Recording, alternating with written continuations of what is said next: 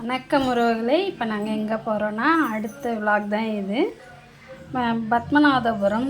நாங்கள் கன்னியாகுமரியிலேருந்து கிளம்புனோம் இல்லையா. சரி கேரளாவுக்கு போகலாம் இல்லை பாபநாசம் போகலான்ற ஐடியாவில் வரும்போது இது வர வழியிலே இந்த ஒரு வியூவை பார்த்தோம். இது வந்து பத்மநாபபுரமில் ஒரு பேலஸ் தான் சொன்னாங்க. இது செம்மையாக இருந்துச்சு. நாங்கள் டிக்கெட் கவுண்டரில் தான் உள்ளார போகணுன்னு சொல்லிட்டு அங்கே போயிட்டு நாங்கள் வீடியோலாம் பண்ணால் கடைசியில் அது டிக்கெட் வாங்குகிற இடமா யாருன்னா ஒருத்தவங்க போனால் போதும்னாங்க. மாமா மட்டும் போய் க்யூவில் நின்று டிக்கெட் போட்டு வந்துட்டாங்க. நாங்கள் அது வரைக்கும் சும்மா எல்லாத்தையும் வீடியோ எடுத்துக்கிட்டு இருந்தோம். நீங்கள் பத்மநாபபுரம் போனீங்கன்னா இந்த பேலஸை கண்டிப்பாக போய் பாருங்கள். செம்மையாக இருக்குது. ஒன்று ஒன்றும் பார்க்கும் போதெல்லாம் இப்படியெல்லாம் வாழ்ந்துருக்குறாங்க பாருங்கள் அந்த காலத்தில்ன்ற மாதிரி ஆச்சரியமாக இருக்குது. ஆனால் என் பசங்களும் இதெல்லாம் ரசித்து பார்ப்பாங்களான்றது சந்தேகத்திலே தான் இட்டுன்னு போனோம். அக்கா வந்து ஹாய் சொல்லின்னு இருந்தாங்க. இது பார்த்தீங்கன்னா அங்கே பாருங்கள், இப்போல்லாம் தூண்லாம் என்ன பண்ணுறோம், நம்ம டிசைனாக வைக்கிறோம். அப்போ பாருங்கள் இந்த உட்டன்லேயே எவ்வளோ டிசைன் பண்ணி அதை ஒரு அழகாக ஒரு தூண்லேயும் ஒரு சிற்பம் இருந்தது. செம்மையாக இருந்தது.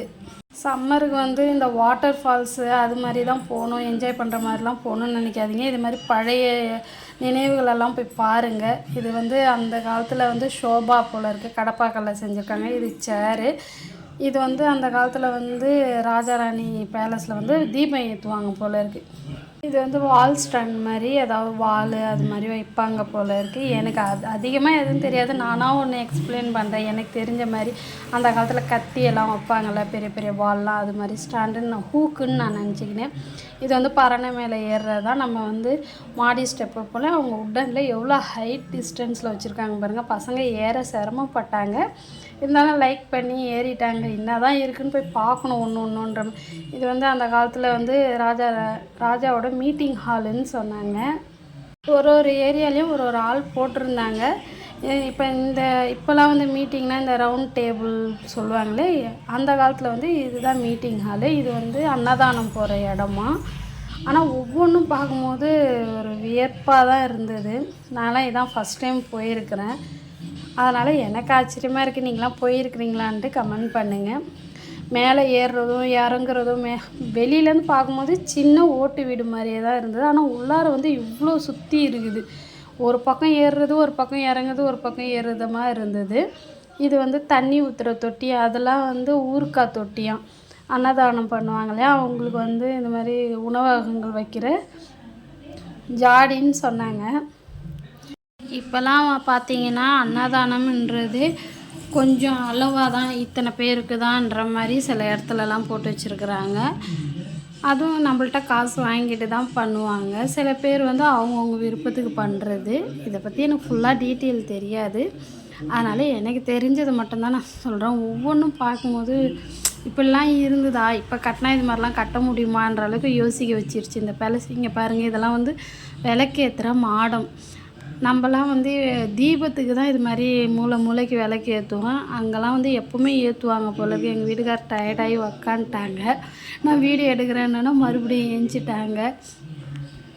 எனக்கு தெரிஞ்ச மாதிரி நான் வீடியோ எடுத்துருக்கிறேன். பாருங்கள், விட்டாக வச்சுருக்குறாங்க மூளைக்கு.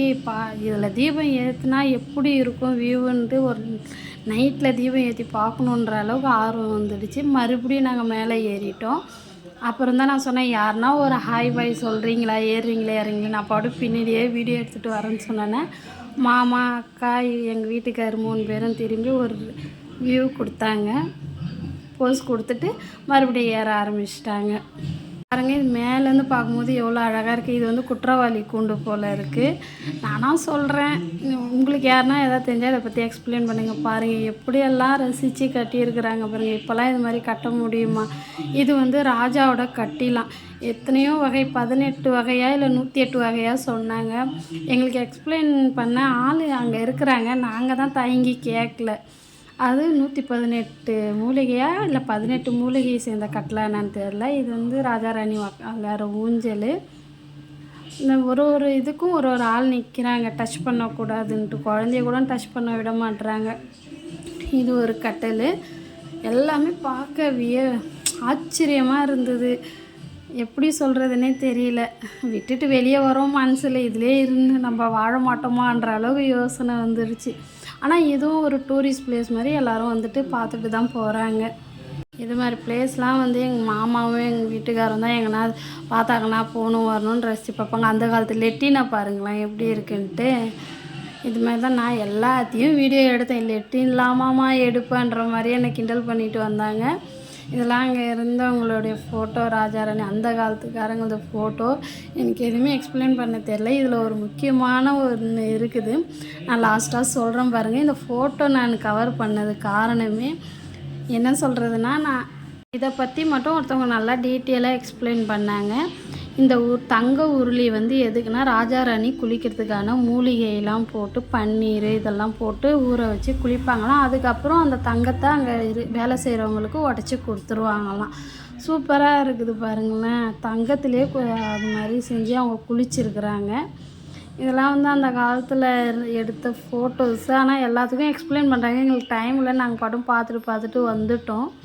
நான் சொன்ன முக்கியமான விஷயம் இதுதான். அந்த காலத்துலேயே டிவிகே கொடி வந்துருச்சுன்ட்டு எங்கள் வீட்டில் எல்லோரையும் நான் கிண்டல் பண்ணிட்டு வந்தேன்.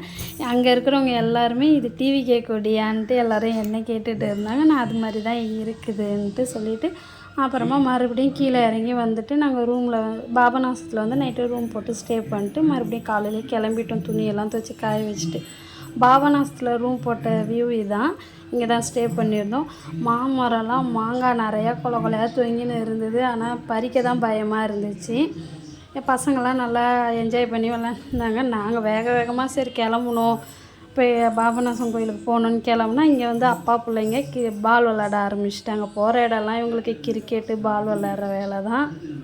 எங்களை வேகமாக கிளம்ப சொல்லிவிட்டு அவங்க பால் விளையாண்டுட்டு அதுக்கப்புறமா தான் கிளம்பணும். கிளம்பி நாங்கள் இப்போ வந்து பாபநாசம் கோயிலுக்கு தான் போகிறோம். அங்கே போயிட்டு தாமிரபரணி தண்ணியில் குளிச்சுட்டு நாங்கள் கோயிலுக்கு போயிட்டு வீடியோ போடுறோம். அது வரைக்கும் உங்களை இந்த விடை பெறுவது ரன்னசி. நன்றி உறவுகளே, எனக்கு சப்போர்ட் பண்ணுறதுக்கு ரொம்ப நன்றி தெரிவிச்சுக்கிறேன். மீண்டும் வேறு வீடியோவில் பார்க்கலாம். பாய்.